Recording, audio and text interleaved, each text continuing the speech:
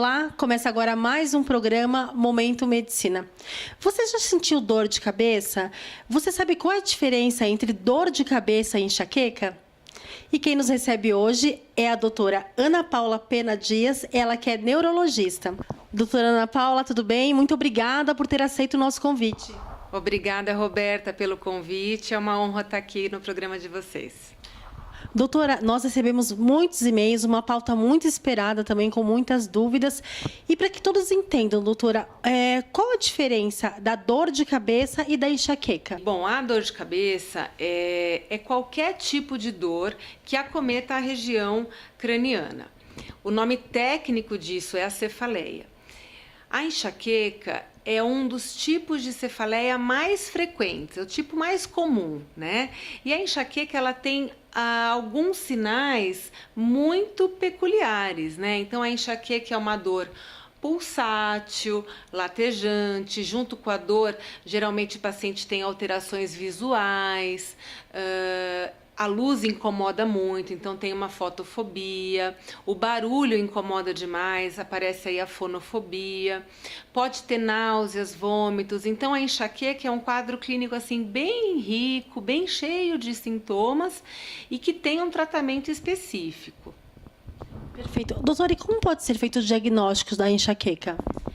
O diagnóstico da enxaqueca, ele é um diagnóstico clínico, né? Onde o médico, de preferência o neurologista, vai afastar outras situações que podem simular essa dor de cabeça, né? E vai fazer, então, o diagnóstico de enxaqueca, que é uma cefaleia primária, ou seja, a enxaqueca não tem causa definida.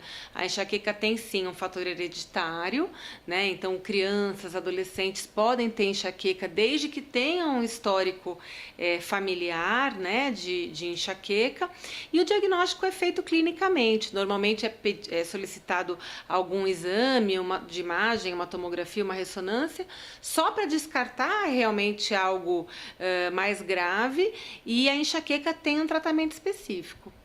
Perfeito. Doutora, infelizmente, por falta de conhecimento, as pessoas elas fazem uso da automedicação. Eu queria que você, doutora, como nós sabemos, é uma profissional excelente, eu gostaria, doutora, que você falasse um pouco sobre os riscos da automedicação. Bom, especialmente na cefaleia, na enxaqueca, a automedicação ela é muito, muito prejudicial.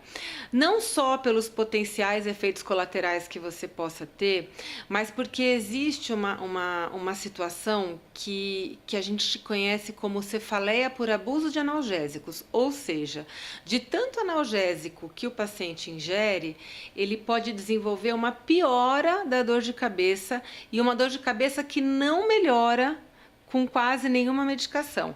Então, na verdade, o paciente está fazendo um mal para a sua saúde, ingerindo aí analgésicos né, sem critério, sem orientação médica. Então, realmente, essa situação na cefaleia, especificamente, ela é muito complicada. Claro que nenhuma situação o paciente deveria se automedicar, mas falando da cefaleia e da enxaqueca, é muito mais complicado. Doutora, a internet, nós sabemos que é o meio mais acessível para fazer pesquisas. E muitas vezes as pessoas procuram respostas no Dr. Google, né? E o que é bom para uma pessoa não é bom para outra. Cada pessoa tem um organismo. Então, o que nos preocupa bastante também, doutora, é sobre isso, né? Então, minha tia tomou, deu certo, então eu dei para o meu filho. Será que ele vai melhorar? Então, vale a pena alertar, doutora, para isso também, né? A internet, para ter muito cuidado com as pesquisas. Sem dúvida, Roberta. A medicação para cefaleia, para enxaqueca, principalmente, ela tem que ser particularizada, ou seja, para cada indivíduo a gente tem uma situação. Existem inúmeras possibilidades de tratamento, mas o tratamento ele tem que ser individualizado. Para cada indivíduo, eu vou fornecer uma determinada medicação, chegando até a termos aí a opção da toxina botulínica, né, que são aplicações de toxina em determinados pontos do crânio para pacientes que têm enxaqueca crônica quando não respondeu a nenhum tipo de medicamento oral. Perfeito. Doutora, e quando procurar a ajuda do especialista? Bom, a gente tem algumas situações que são assim... tem situações que a gente pode falar, procure um neurologista, e tem situações que a gente pode falar, procure um serviço de emergência, tá? Acho que é importante a gente falar as duas situações. Então, em primeiro lugar, procure um neurologista quando essa dor de cabeça for recorrente, ou seja, você teve dor de cabeça essa semana, semana que vem você tem de novo, é uma dor que não está melhorando com aquele analgésico que você habitualmente usa, né? Ou se é uma dor de cabeça que vem junto com outros sintomas, por exemplo, alteração visual, formigamento, tontura, então você deve procurar um neurologista. Em que situações essa dor de cabeça se torna uma emergência, uma urgência, e aí você deve procurar um serviço, um pronto atendimento? Por exemplo, se você tiver febre junto com a dor de cabeça, isso pode ser sinal de uma meningite. Se você tiver dor de cabeça e não estiver conseguindo encostar o seu queixo na nuca, né, que a gente chama de rigidez de nuca, isso também é um sinal de meningite. Se você tem dor de cabeça e junto com ela você fica sonolento, você tem alteração do nível de consciência ou você tem uma crise convulsiva, são sintomas que te levam imediatamente a um pronto-socorro. Então, não dá para esperar e marcar consulta com o neurologista. São situações de urgência médica realmente.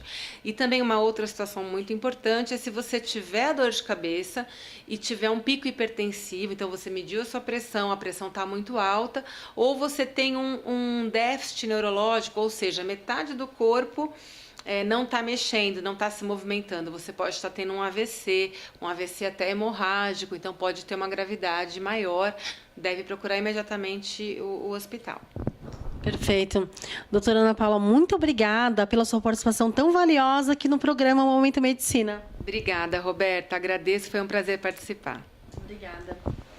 O programa Momento Medicina vai ficando por aqui. Até o nosso próximo encontro. Aqui você encontra informação com responsabilidade.